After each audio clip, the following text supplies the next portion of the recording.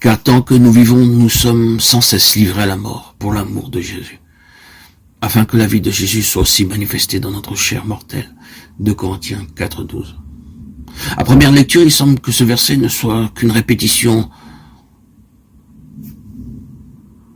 du verset « Nous portons toujours en ce corps la mort du Seigneur Jésus afin que sa vie soit aussi manifestée dans notre corps. »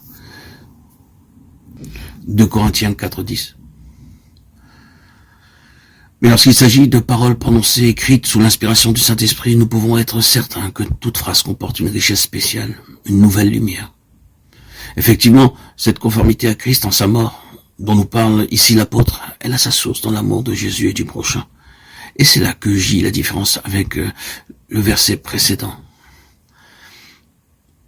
Dans celui-là, l'apôtre écrit « Nous portons toujours en ce corps la mort du Seigneur Jésus afin que sa vie soit aussi manifestée dans notre corps. » La finale indique suffisamment qu'ici nous sommes seuls en jeu. Il s'agit de vie de Christ, se manifestant en nous. C'est pour nous que nous sommes maintenus en cet état de mort où tout secours humain est impossible et où nous n'avons plus de recours qu'en Dieu. Mais maintenant, l'apôtre écrit, nous sommes livrés à la mort pour l'amour de Jésus. Livrés à la mort par les souffrances, par les maladies, les angoisses, les combats de toutes sortes, par amour pour celui qui a donné sa vie en rançon des pécheurs, afin qu'il voie des fruits du travail de son âme et soit satisfait.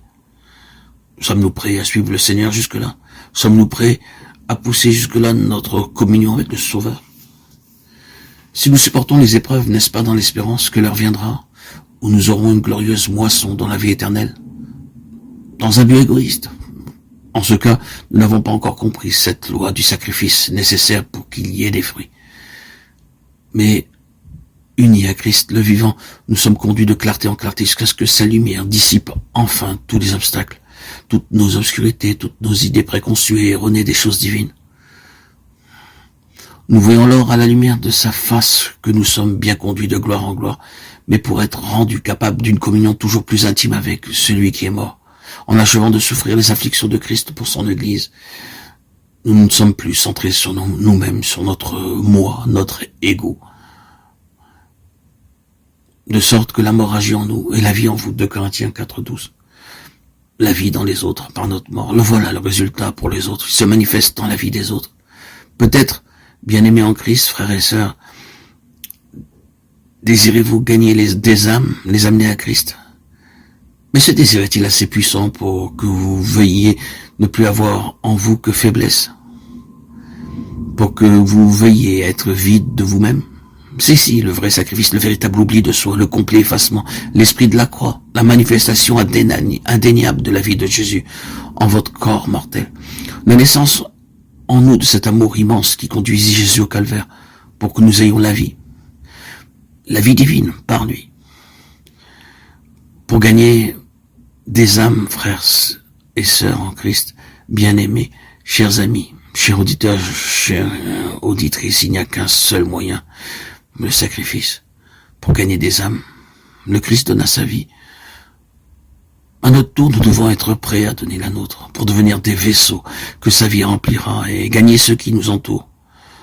Si nous avons été crucifiés jusqu'en les profondeurs intimes de notre être, alors aussi notre message les atteindra au plus profond de leur être. Dans la mesure où la mort agit en nous, la vie se manifestera en eux. C'est aussi pour eux que Christ est mort.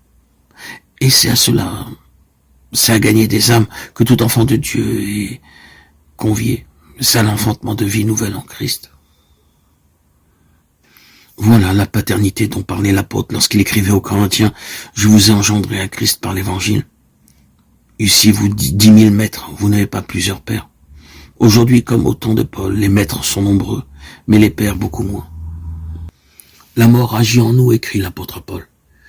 Il est vraiment remarquable que le 8e chapitre de l'Épître aux Romains, où nous trouvons le glorieux évangile de l'affranchissement par l'esprit de vie en Jésus, où nous est révélée la joie de l'accès auprès du Père, le témoignage intérieur de l'esprit et notre communauté d'héritage avec Christ, que ce même chapitre se termine par une description frappante de la conformité à Christ en sa mort, condition de tous les affranchissements et de toutes les grâces. À cause de toi, nous sommes livrés tous les jours à la mort. On nous regarde comme des brebis destinées à la boucherie. Mais nous sommes plus que vainqueurs en celui qui nous a aimés. Romains 8, 36-37. La conclusion réunit l'image de la mort et le cri de victoire. Comme lui, conduit à la mort. Puisque nous le considérons comme mort avec lui, pourquoi nous étonnerions-nous que les autres le fassent aussi?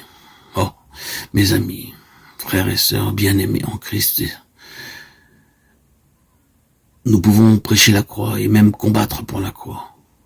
Mais notre message est inutile, impuissant, si nous ne vivons pas une vie crucifiée, si nous ne sommes pas prêts, selon le langage de Paul, à être journellement livrés à la mort, afin que la vie se manifeste dans les autres, à la gloire de celui qui, par amour, est mort et ressuscité.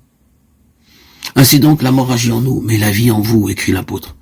En nous, il y a l'impuissance, la faiblesse, la souffrance, l'accablement, la perplexité, mais en vous, c'est la vie. Qu'il en soit ainsi pour moi, ô Père, puisque cela est bon à tes yeux, qu'il ne soit fait selon ta parole.